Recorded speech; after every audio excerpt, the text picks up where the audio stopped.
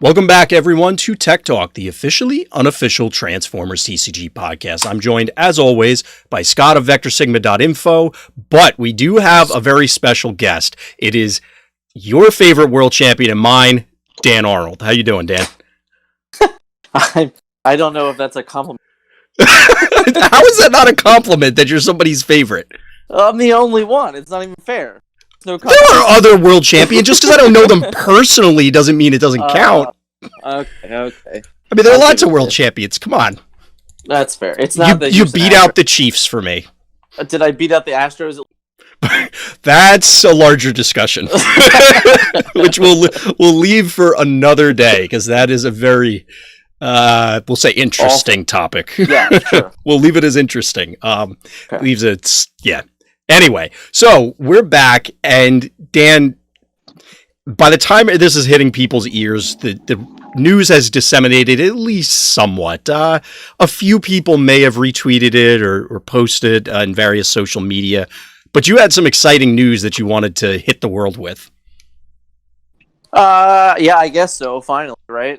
Finally for you. I mean, I know everybody was waiting because they knew it was coming, but nobody had any idea except for you. So, yeah, it was pretty limited on time for when I actually knew I was going to be able to tell everyone. But as seen in a write-up that you had go up today over on our site, VectorSigma.info, you have had to keep some secrets for a while, not just, a few portions of this. Yeah, which was somewhat difficult. It was especially difficult actually, like when they started releasing them, because you wanted to jump in. Some of these Titan Masters I kind of knew about for a while, and I'm just oh yeah, cool, yeah, but I knew all along, so it's definitely all right. Yeah. I guess that comes with the territory. It's not all fun and games when you win the world championship and get to gloat over everybody with a card that literally has your name on it, which is it's amazing. So you mentioned it in the write-up, and anybody out there listening, watching, whatever, who hasn't checked it out yet, go check it out because there's a lot of cool insight. Some of it will be repeated here, but is it still, even at this point, still the coolest part is having your name on the card? Yeah, I think. And I didn't even realize they did that in Magic. So when I don't think they originally did. Maybe I'm wrong. They sent me a link to 2018 one. So okay. I saw that. I'm like, oh, all right, well that's. But I just I never even thought it was gonna. It never registered. Right. So when they drew little emails me hey, how do you want your name on the card? I was like, what? Cool. That's pretty awesome. So everybody, well, I guess before we get into the history for this and stuff, let's talk a little bit about how people get this, because it's not actually in packs. Mm-hmm. Yeah. So how is this going to work? So my complete understanding at this point is that it is the buy a box promo. So whenever you go into your local gaming store, if it's WPN store, and purchase this box of Titan Attack, you will also receive one Perceptor and Convex. Awesome. So there's going to be a lot of copies floating out in the wild for you to autograph, right? I mean, if you buy it at a WPN store, I guess so. So our resident celebrity here is going to get mobbed at every event from here until the end of time. It's more humbling that anyone would want me to sign the card regardless. So True. I'm gladly. Awesome. So let's dive in then to the card itself, because I'm sure that, yes, the card itself is exciting, but this is very much a new thing in this game, if not in gaming in general, where players are creating cards. So take us back in time to post Energon Invitational. How did this start? Where did it go? What did it look like? So it was really tough for me because when I had won, I won't lie, this is the last thing on my mind of prizes and everything like that. I almost forgot it was a thing until someone actually reminded me of it. I'm like, oh yeah. Oh yeah, by the way. I don't know. People ask me immediately and I'm like, I have no idea. type. Well, thing. as So, such a huge Transformers fan, you obviously had everything, tucked away in the back of your head. yeah, And you were winning totally. on the winning turn. 100%. But yeah, in case anybody couldn't detect sarcasm there, we're giving you a moment to let that sink in and go, oh yeah. So, it really, I won't lie, like it didn't sink in kind of until I had the first conversation with the WotC staff, because, there were a lot of things in that first conversation that I had learned that I didn't know about before. I had assumed I always had to do a character. It's like, no matter what, I was like, well, I have to do a character.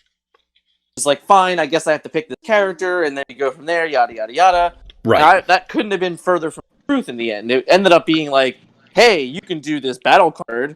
Oh, and by the way, here's new things called Titan Master Perceptor. Let's tell you about those, and then you can go from there. And I'm like, oh boy. Almost analysis paralysis at that point, so many options.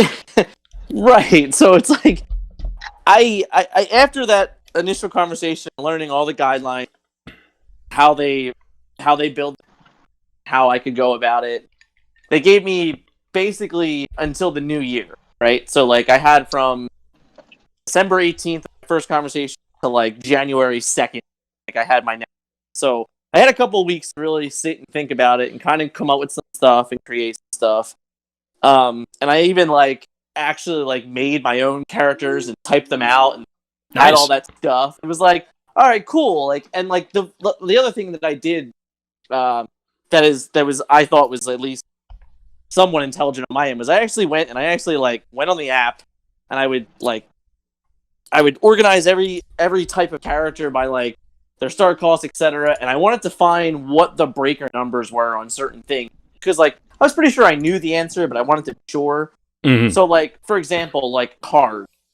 There isn't a card in the game that has more than 6 attack printed on it, right? Gotcha. So it's one of those oh well, it'd be really cool if I just made a card with 7 attack. Naturally, it'd be the best card in the game, right? Makes sense. Maybe, right? Well, I mean, there's a few other factors, but I see where you're going with it. So it was one of those okay, let me just find out create these ideas of what I can do. Mm-hmm. And then once I got past that initial stuff, I started thinking okay, what do I really want to see, right? Mm-hmm. And I mentioned cards in my article, Demonic Tutor and Counterspell. Yep. Now, Demonic Tutor, that could be any number of tutors across any number of games. Demonic Tutor was famous because it's probably, I don't know, the first one. I'm not even sure if that's true. But yeah, it was there at the beginning. There you go. All right. Okay, so Scott was there. I wasn't there in alpha, but yeah. Hashtag never forget. So, Tutor, for those who don't know exactly, it lets you search your library or search your deck for any card that you want, put it into your hand.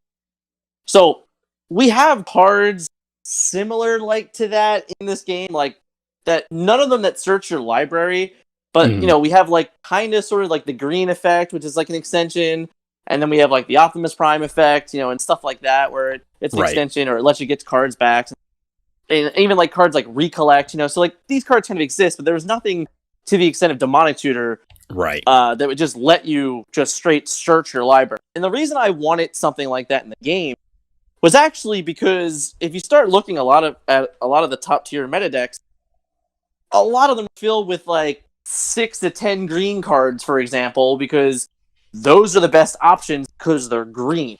Right. Not that necessarily they're the best card, but they become the best card because they're green.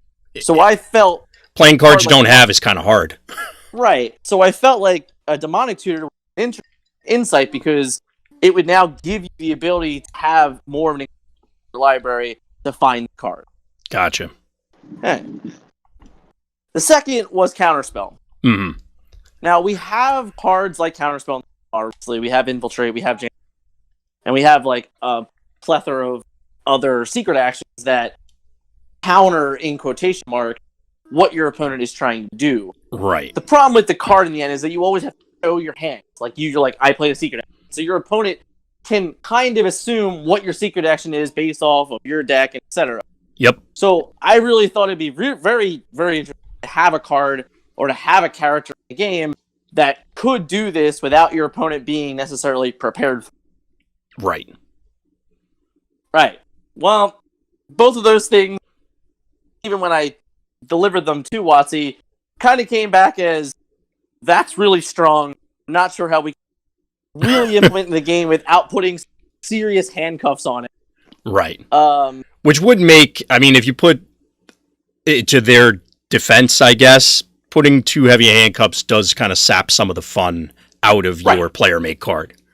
Right. So, like I'll give you the example because I specifically remember the spell card. Like, I don't remember, like, once again, this is like minimum level card tech to start. Never made it past, but it was like it was kind of like Perceptor, same thing. You had to flip your character and stuff like that. I believe it was like when you flip to body mode, you can draw a card and discard a card, and then when you flip back to alt mode, you can draw 2 cards, place a card from your hand underneath the bot, right? Mm-hmm. And then when you flip back to body mode ability was, if your opponent were to play an action or up, you may grab a card from the bottom, from underneath your character if it has a matching hit. Gotcha. Right? So that was like a lot of things you have to do to attempt to counter a card. So that was kind of the level of handcuff that they put on this character. Like, that's going to require too much effort to, like, maybe not even counterspell something. So it's like, I don't want to go. But that was just an idea for you guys to, like, understand, like, where their head was in a card. So then we came to Factor Fiction. Factor Fiction, I said it in the article, it's probably one of my favorite cards of all time. Like, every single PH commander deck, whatever you want to call it, like, I always played blue something. Normally it was Bant or Rug, like, whatever it was. It was always those colors because I just love blue. And that card was always in the deck because it's such an awesome card.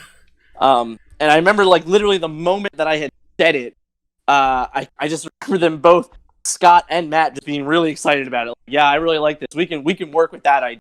So it was like, all right, cool. Like, someone's on board with this. So that's that's definitely reassuring if you get the response from Wizards that they're excited about the suggestion as compared to, well, the initial examples you were giving. Right.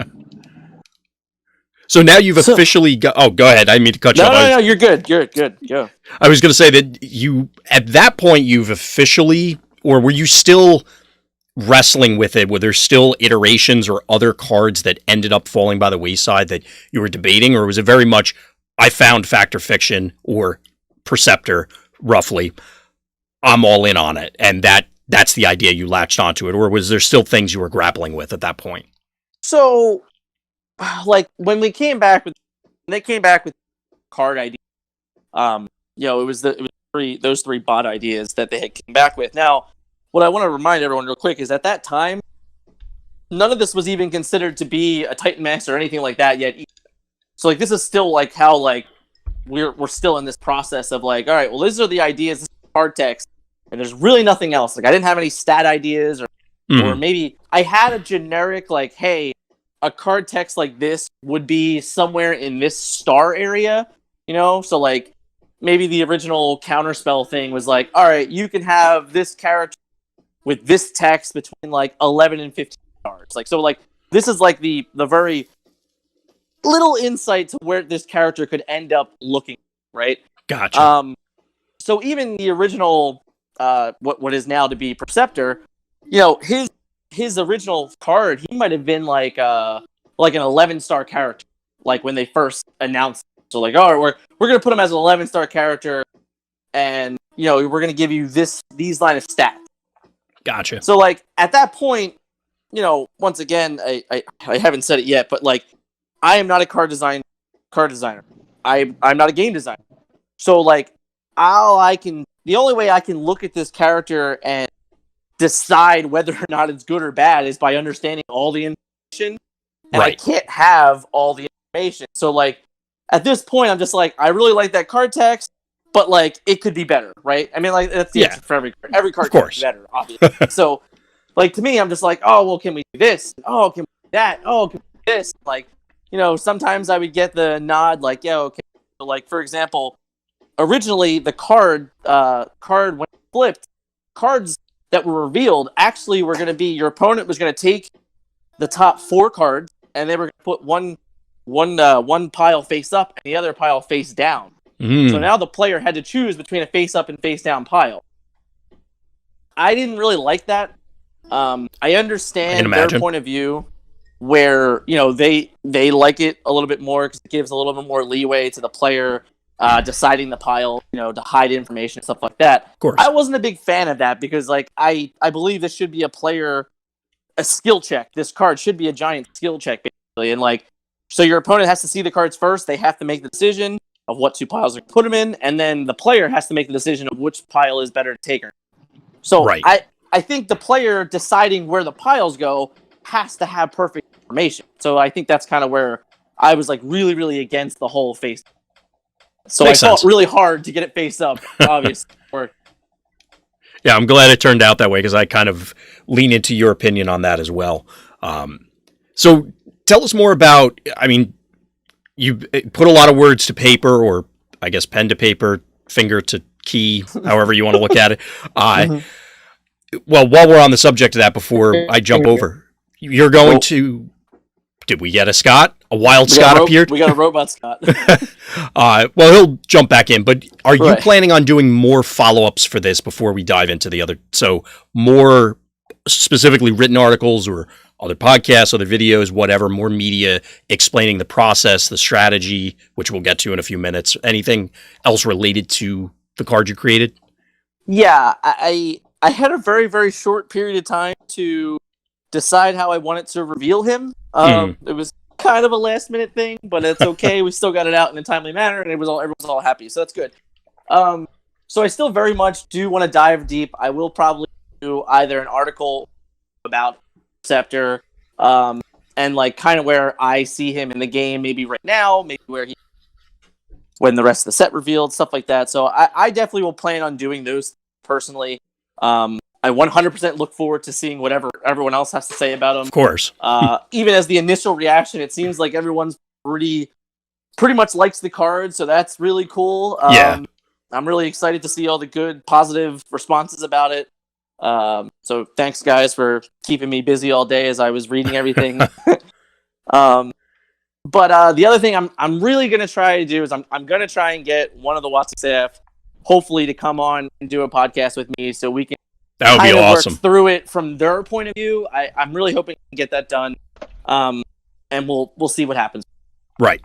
I mean, no promises, of course, but best efforts on all fronts. So, let's talk a little bit more about the card before we get into the strategy, or really the cards, the options presented to you, because you were explaining that you found out, we'll call it relatively quickly after the Energon Invitational.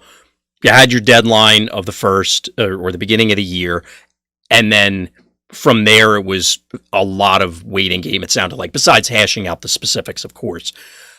You mentioned some of the other cards you were looking at from other games. Is there anything you can tell us about, like, were options straight up presented to you? Can you talk a little bit more about that part of the process? I'm totally understanding what you're asking. So you had said that you submitted some ideas or a variety of ideas. Was it all push, I guess, as opposed to WotC push, like they gave you options?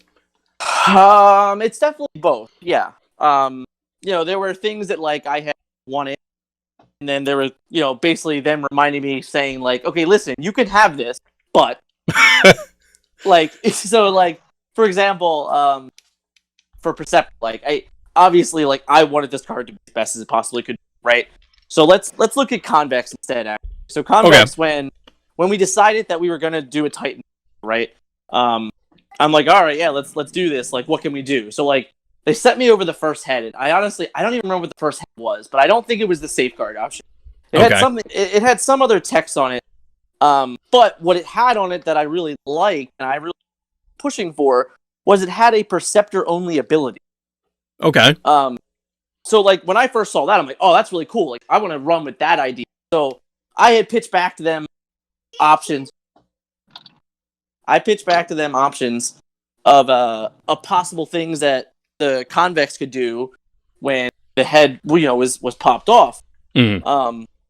And I think there was like a line where they were like, okay, that's a good idea, but we really can't do it because no other head does this, and we It's don't just want to completely out like. of line. Right, it's like we don't want to like confuse players and make them assume that this can only be used with Perceptor, basically. Right, so it's like Gotcha. we wanted to keep all the heads very clear that they can be used by anybody, not confuse any new players whatsoever. That that card says Perceptor and it's only played by Perceptor. So like that's what ended up happening. It was like I really wanted to have like a Convex pops off, reveal the cards that were flipped face down, and you may play an upgrade or return an upgrade from the face down pile to that. Gotcha. So like I was trying to push for something like that, just to keep the head a little bit more unique. I was also pushing for like super unique abilities regardless from the head. Well, Like makes sense.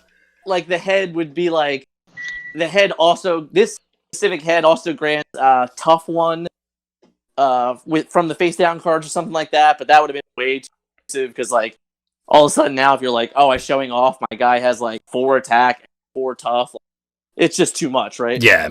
Like, Makes sense. so like the snowball effect of it was like, yeah, no, this sorry. I'm like, all right,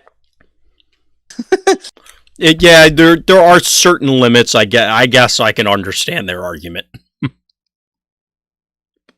right. But like other than that, like there was kind of a point where I was given the first couple characters and I kind of told them like which ones to run with and like start testing, which was it was Perceptor at the point. But there was still enough time where if I had decided like within like let's say a week of that conversation, if I decided within a week like, hey, what about if we try this idea? Like, we could have went with that. But Gotcha.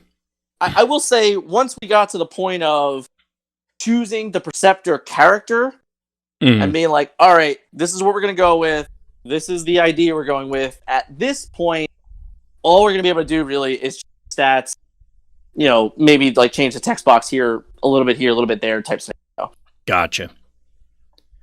Makes sense. I mean, that it sounds as though, and correct me if I'm misinterpreting, it sounds like although there was obviously very much a build-up and a creative process to get there, once you started to see what it was going to ultimately become, like it was readily apparent you were all in on this idea. It wasn't really, you didn't have a runner-up that was at the last second you were considering ditching Perceptor for. Yeah, and I mean, like honestly, I don't even think it would have been like possible, because like, once we get halfway through the process, now I'm working with Drew on the art for the card. So like I helped. Interesting. I didn't realize that it went that extensively. Yeah, even to the so, art. Like, That's awesome. I got to help Drew. Like I was a part of like the choosing of sketches, the direction of color, and stuff like that. And like That's I was really even cool. able to, kind of like I was able to decide what pose Convex would be in. It was up to me if I wanted Perceptor to be a telescope or not. Which, if you look at the card, it doesn't say telescope on it. It doesn't have an alt mode text because, like, obviously it's not a truck, it's a car, it's a telescope, but it doesn't say telescope on the card, obviously, because, like, I guess they didn't want to like put telescope in the game because I'm pretty confident there's no other telescopes that are going to come into the game. So yeah, there aren't too many microscope characters, right? So like I could have made it something else, like try and employ for that, but personally, I actually I said this in the article also. The moment I read Scepter, I'm like, this guy's awesome, and I'm gonna run with this because I love everything about it. Like, I love the idea that like researcher that gets stronger because of all the knowledge he learned. It fits so perfectly with the ability. I was like, right, I love it. So like, I was all in. I'm like, no, I was like, I think it'd be way cool if he is a telescope because like, once again, they probably won't be another telescope in the game, so that also just adds a unique factor. So I just went with that. Cool. Hey, Scott, go ahead. I was about to say, Scott, perfect timing because I was about to pitch it to you. Let me hand it off to you because I've been asking a lot of questions. What did you have to pick Dan's brain about? So Dan, you mentioned that like you it was obviously a bottom up design for the because you chose the abilities before you chose the characters we talked about in the past, and you've admitted in the past. So, did they give you other options for other characters based on the abilities that you chose? Yes. Yeah, you might have missed it. I went over the counterspell one. The demonic tutor one was like very different, interesting, I guess. I believe it was like when this character gets KO'd, you can search for a card in sideboard action. So it was kind of like Universal Network, but without the stars. But they very much didn't want to go into searching through your deck. They just wanted to avoid that altogether. So like that was also kind of the thing. Like once they decided that they didn't want to be a part of the deck, or like they wanted to be something super specific, like oh you can search for an upgrade or an action. Like I didn't really want any of those things. Like if I was going to go and for a demonic tutor, I wanted it to be whatever it could be. So like the moment that they started saying like oh it's too powerful, we don't really want to do this deck manipulation, I'm like okay, then we'll just back off altogether. Gotcha.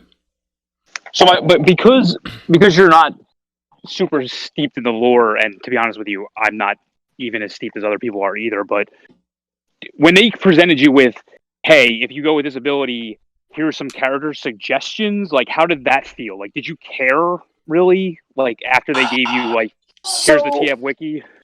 Yeah, I mean, like I did my due diligence. Like I read the articles. I can't remember the doc. I'll do my best. I probably go back and find it. I know they gave me a character. I do remember the counterspell one though was Inferno, if I'm correct. Interesting. So, okay. Because I remember Drew saying, "Oh, this character's already in the game, but this would kind of match what you want" type scenario. So like I remember like Inferno being the counterspell one. I can't remember what my tutor card name was right now. Check back later for Dan's follow-up article. Yeah, I don't even think I hadn't even heard of what that character was. So, but yeah. It's interesting to me that you came in with a bottom-up approach, and they were able to fit a character to it. But they came back to you with ideas for top-down ideas based on similar concepts or whatever. Like like you said, like Inferno puts out fire, so he counterspells, or Perceptor gains knowledge, so the fact or fiction fit in perfectly. So it's interesting to me that like you were actually able to meet them in the middle. Mm-hmm. And that's a good point. Did you feel in your conversations that they have those types of conversations even on their own, and that this is the type 100%. of in-depth they go on their own as well? 100%. I believe. Like you don't have to name names or anything, but I mean like just like yeah. certain people do one thing, certain people do another. Yeah, no, I mean they definitely. I think don't get me wrong. I think they're all very much. So like I'm sure a lot of it is the top down type scenario where they're like, oh, we're gonna go do this guy next. We'll start planning out how that works. But they definitely said to me like, hey, this is the way we do it.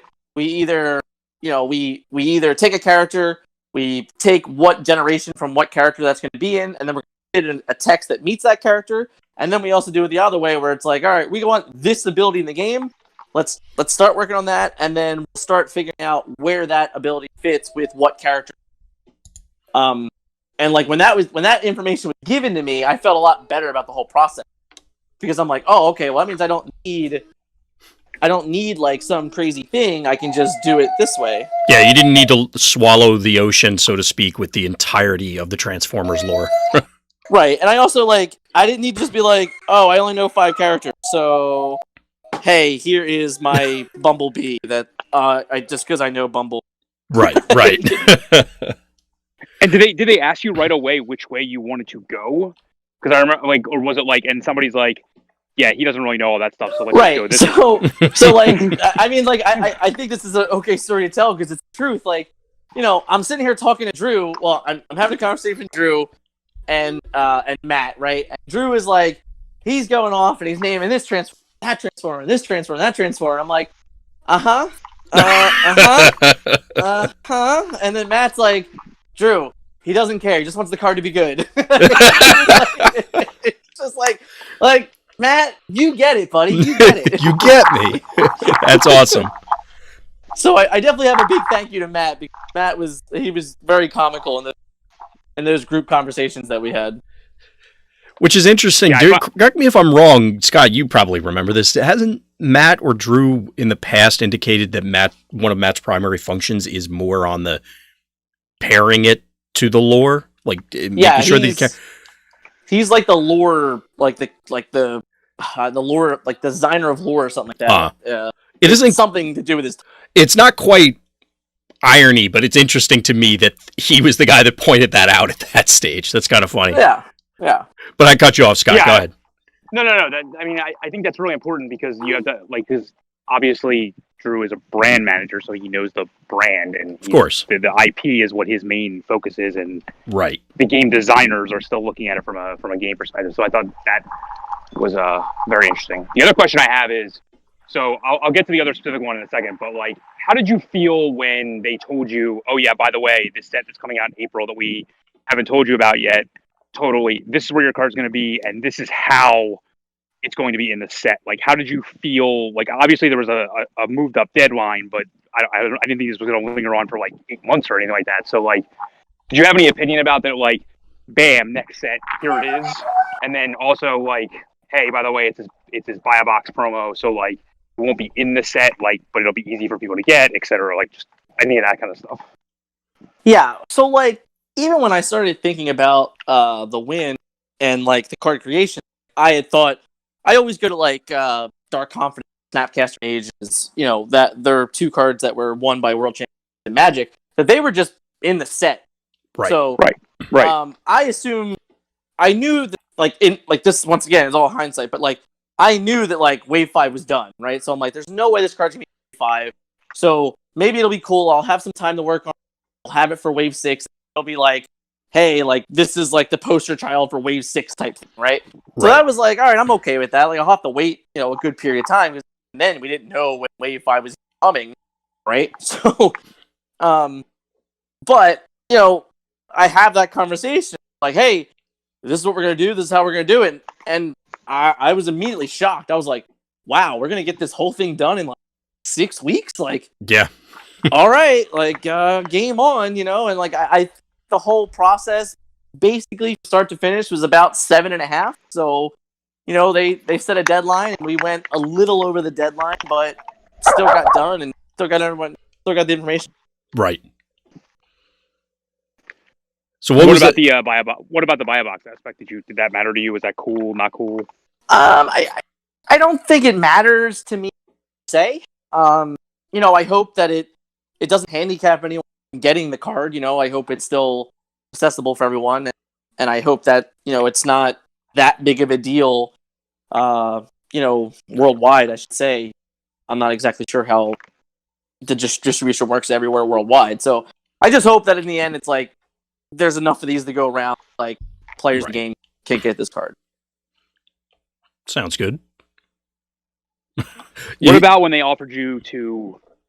You could have made a stratagem and you understood how they worked. Like, were there any thoughts that like there were characters you felt you wanted to pump up in power level, or were you really just focused on that's not going to really like? Because in how do I say this? Like, in reality, that character would likely then become your character also. Yeah. Because you would make the stratagem good enough to fix it. Was there any thought that went through your mind in creating any of those at all? Yeah, after that conversation, I sat and I made it like 3 of each type of card that I would have in. Stratagem, one of those cards, sure. And I basically just went to my like 3 favorite characters in the game and attempted to, you know, to just build a better version. But I never presented a stratagem to them. And after seeing our current line of stratagems, I can assure you that mine were way too overpowered and never would have happened. Fair. Or they wouldn't have cost 1 star. I guess, sure, it would have been like 3 stars or some crap. Right. But battle cards was, you know, I really was close to running with a battle card over a bot once I got the ground rule of like, hey, this effect is way too good to be on a bot.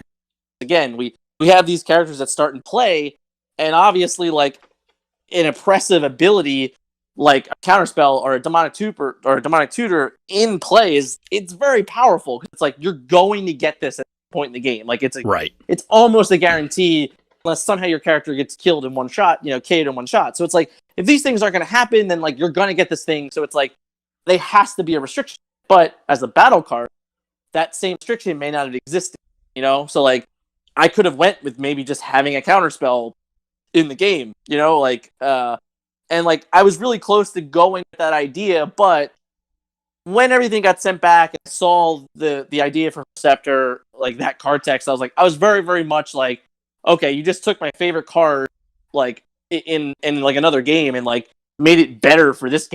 Like, I don't even know how I say no to this. So, yeah. So you mentioned how like you kind of gave them a blank slate with the abilities, but there was no stats on the card, so it was hard for you to evaluate like how powerful, honestly, even how powerful the ability was going to be, because we both know that like if they put these stats on like a guy that was like 104 or 140, we really weren't going very far with this character. So like, how did the like the building of the stats of the character change? Like, did you have conversations about that going back and forth? Obviously, like once you knew the character, not like the different options that you sent them, because I'm guessing like since that was we'll just call it day 2 thing or day 3 thing that you did, obviously that aspect didn't come in right away. So like, how did those conversations go? Yeah, 100%. Like, I remember like this was the first thing I had said. Like, so I get this card text back. I'm like, all right, that sounds awesome. But like, if that ability is on like a 0 attack guy, it's not gonna matter, right? So like, and here's the thing that I think even till right now, the card was revealed today, and I still think I'm underselling the draw effect of the ability, right? I still think I'm still underselling that part of the card where it's like, yeah, I keep looking at the attack, and I'm like, all right, it's 3 attack, it goes to 5 attack. That's not a whole lot of attack. It's not a high number. But what I constantly have to go back and remind myself, like, well, I may have 5 attack, but I did gain 2 cards in my hand, So like, it's one of those, like, you have to take that with it.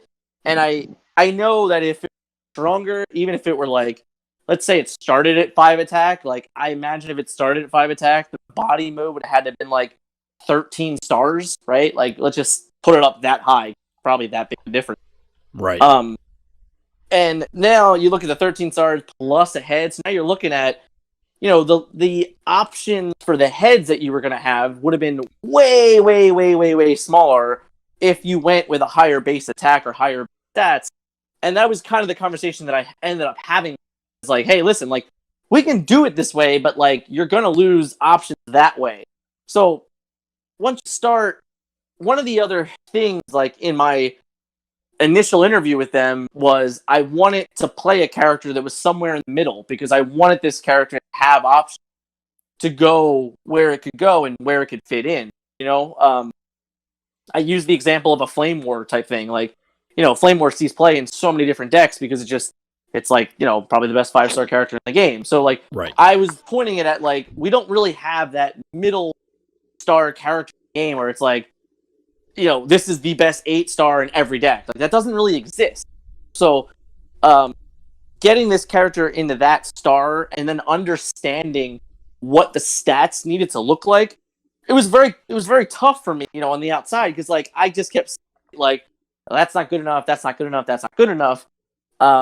Because like, I know as a competitive player, like, what this card can go through and like how easily it could be taken out. But, the constant reminder of like, well, protect it this way and you can that way, and it draws you cards, and like all those things, like, they start to add up. Look at that text box and you're like, all right, so let's just say at 8 stars, you have 12 health. Like, there's not a ton of characters at 8 stars that have 12 health, right? Like, it's not like a crazy amount of them, especially with 2 armor to block it to give you like a 14. And then if you look at those cards, how many of those cards need I make myself better throughout the entire game and I draw you cards? Yeah. The closest one in the game is Lockdown at 10 stars, where he like has to hit a bounty to get a card to get +2 attack. Like, and then when he flips, he gets the draw and discard. Like, he's like probably the closest in the game to what Perceptor. But the stat thing, like I said, it went from, this card went from being 7-star character, 13-star character, to a 10-star character, to like, it went all over the place based on stats. And I felt like... Hold on a second, Dan. Yeah. I don't know what that sound was. Sounds like you got a Slurpee. It's the wind. For me. Oh, okay. So it went into going. Well, what I want from this most from the cart is what I wanted from the start. Where if it's a lower star character with slightly lower stats, then it's going to have the ability to use whatever head. And once again, I didn't know every head. I had no idea what the last 10, 12. I have no clue. You know, like I don't know. So even for me, I'm still learning with everyone else now what this character might even be capable. Right, because of the mechanic itself. Agreed. Right. And we don't know Titan Master specific cards either, so there could be other ways that this interacts as well. There could be ways of interacting with face down cards. Like we don't know that either. There could be ways to face on cards. There could be ways to flip body modes. There could be a ton of different things. There could be more ways to interact with Safeguard for all I know. Like there's a ton of options that like are just still on even me, and I'm the guy who created the cards. So like, you know, at the end of the day, I have to respect their point of view of the card and saying like it can't be this because of that. Like I have to eventually realize like I'm still a player. I know what I'm trying to do. I'm trying to make this card like the most ridiculous thing in the entire meta, and like that can't happen. So it's your job to make it busted. It's their job to reel you in. Right. So like I will say right now, this card is as powerful as it was allowed for me to be. Okay, that's what I can say. That's fair. Do you think you had more of a hand in making it more powerful or making it like less powerful as iterations started coming through? I definitely think the ability for the face up cards was a huge improvement on the card, and like that was like something that I was very much. So I believe that was a big deal. Well, the rest of my questions are all about the strategy. So, like, I was about to say, was there any other parts of the process before we shift gears into the strategy, Dan, that you wanted to touch on that either we didn't bring up, or it's something that in this moment you realized this was a cool thing looking back, or anything specific that you wanted to add? Scott's wind aside. Yes. I'm gonna mute. I'm not really sure there's anything else that like I can think of right now. Mm-hmm. But yeah, I'm sure like time will pass and I'll say other things, other places. But what I will say, like it was frustrating. I'm sure. Really? Yeah, because like like I want so very much for the card to succeed, right? So like you push for something and they push back and you push something, and it's frustrating because you're like, well, like I don't see it, right? It comes with that unknown factor. You have to accept what is reality, which is like goes with the article perception of reality type thing. But it's one of those like you have to accept what is and respect the game designers from their point of view. Right. And I will say this through the whole way, they were incredibly respectful. They were incredibly helpful. They answered all my questions that need to be answered. And it was a very, very fun process for that. Mm-hmm. And how great they were to work with. Drew was a blast, especially like I said, we did all the art stuff. And he was very comical in our presentation. Definitely huge fun to Matt. Also, Matt just got me. He knew what I wanted. He understood what I wanted. So like it was a lot of fun. Gotcha. But yeah, so it was definitely. Like I said, it was frustrating, but it was still a fun experience. I'd love to say I hope to do it again someday, but we'll see what obviously that goes.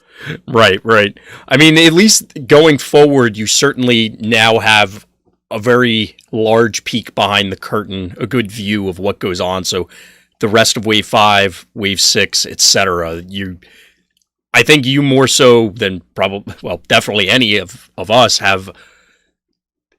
what went into these things. So does that give you any, or do you feel like right now that's any different kind of perspective on as you see things come out? And hypothetically, Wave 6, do you feel you're going to appreciate more when you see a card, be like, oh, well, that card didn't quite come up to par, or that one's pushing the boundaries, and what the processes were behind it?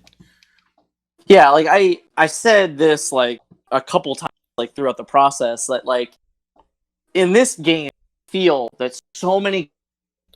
Okay, so I felt like what I said this a couple times throughout the process was characters in this game sit on a line, right? And like it's this line of being amazing or not so good. Like there isn't really too many characters that are like, they're good enough. Like there's so many characters that have never even really truthfully seen the light of day in competitive play, right?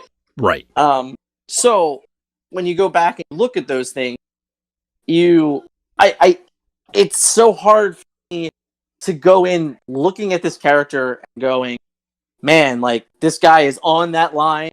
Don't know what side he's going to land on. Mm-hmm. To be completely honest, because like I don't know all the information. It's hard to judge. I don't know how to Titan Master play out.